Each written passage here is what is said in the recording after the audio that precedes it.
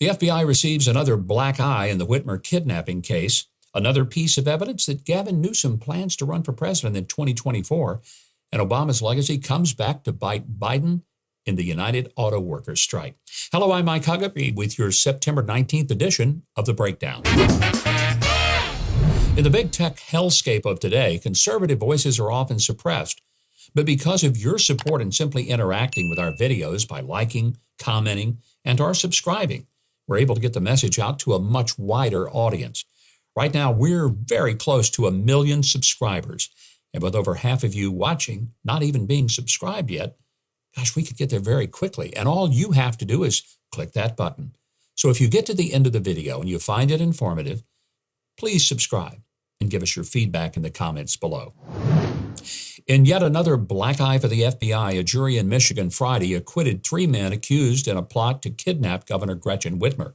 This came after 9 men were convicted, 2 of them frightened into taking a plea deal, and 3 who were acquitted who got retried and convicted.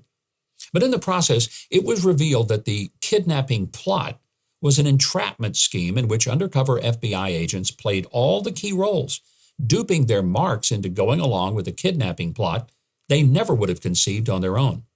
Victoria Taff at PJ Media reports that the case was conceived of and overseen by the FBI's Stephen D'Antonio, who was so successful in wrangling into an operation some rubes upset over Whitmer's COVID lockdowns that at the last minute it was turned into a kidnapping operation that he himself was asked to run. By the way, the same fake play in the Capitol breach case.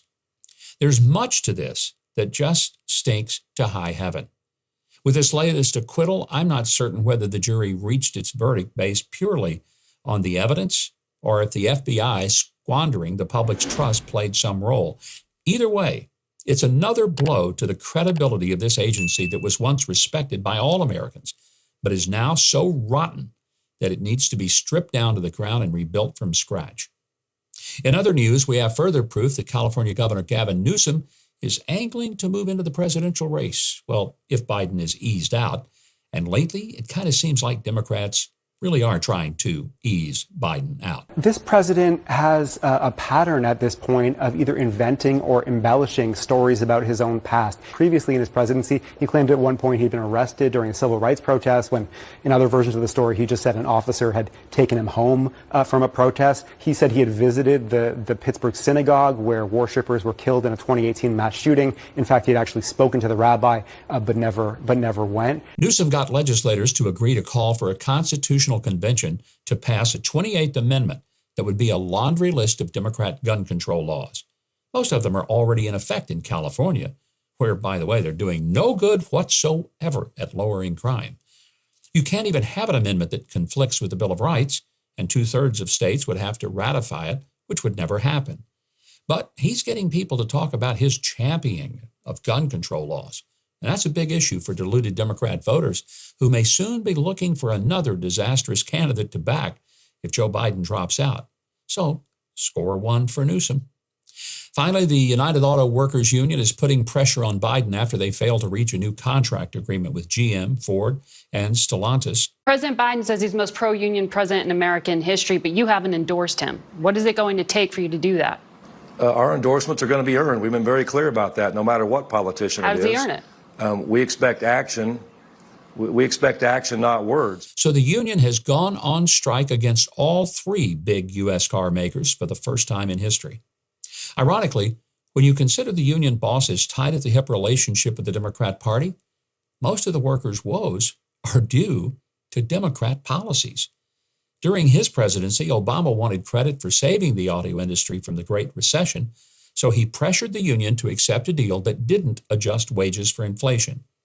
Now the workers are getting killed by Biden inflation and his mass immigration policies, which depress American wages, making new cars simply unaffordable for many, if not most, Americans. On top of that, Biden's wrong-headed and bullheaded crusade to force everyone to buy electric cars, well, it's enriching auto CEOs with huge government subsidies while costing auto workers their jobs, and for the simple reason it just takes fewer workers to build an electric vehicle.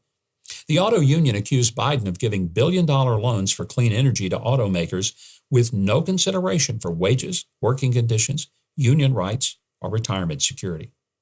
It's a perfect storm of horrible Democrat policies by the very people the union bosses helped put in office. They'll order their workers to go on strike soon and probably lose their paychecks entirely to protest the results. But will they consider changing their political affiliations? I highly doubt it. The best hope for the union workers is the rising public resistance to being forced into battery-powered cars, which are starting to gather dust on dealer lots. Most of the early tech adopters, trend chasers, and green activists have bought them already, and car makers are pulling back on EV production to focus on hybrids. Word is finally getting around that EVs are not better for the environment. They cost more than we were led to believe. They take forever to charge, and they poop out quickly.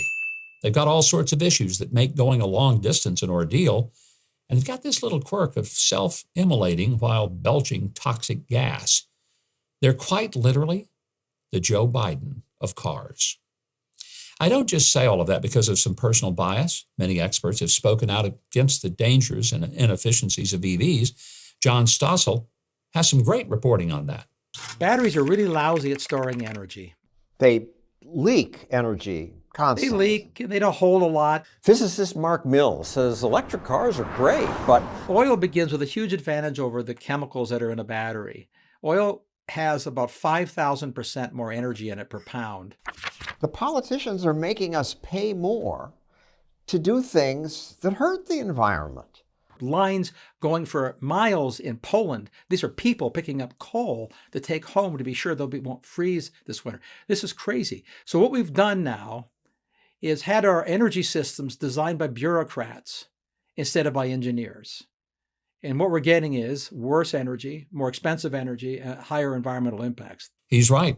We're having the future of automotive technology dictated to us by a president who I'm sure was once amazed by the invention of the TV remote. Political opposition to EV mandates is also rising, with the House passing the Preserving Choice in Vehicle Purchases Act by 222 to 190. It would block the EPA from allowing states like California to impose stricter emission standards than the federal government in order to force residents to buy EVs. 8 Democrats joined 214 Republicans in voting that Americans should have the right to buy whatever vehicle they want. What a novel idea. 8 Democrats may not sound like much support, but it could be the first crack in the dam that's holding back the flood of reality. Well, thanks for watching. And if you enjoyed the video, I hope you'll subscribe to the channel below. Be sure to leave a like and share your thoughts in the comments section. Also, catch the Live with Mike live stream this Friday, the 22nd. I'll be covering more of the news of the week, and you can ask me anything you want. If you want more of my news analysis and commentary, be sure to sign up for my newsletter at MikeHuckabee.com. Comes to your email inbox twice a day. And here's the really good news. It's totally free. That's going to do it for this edition of The Breakdown. I'm Mike Huckabee.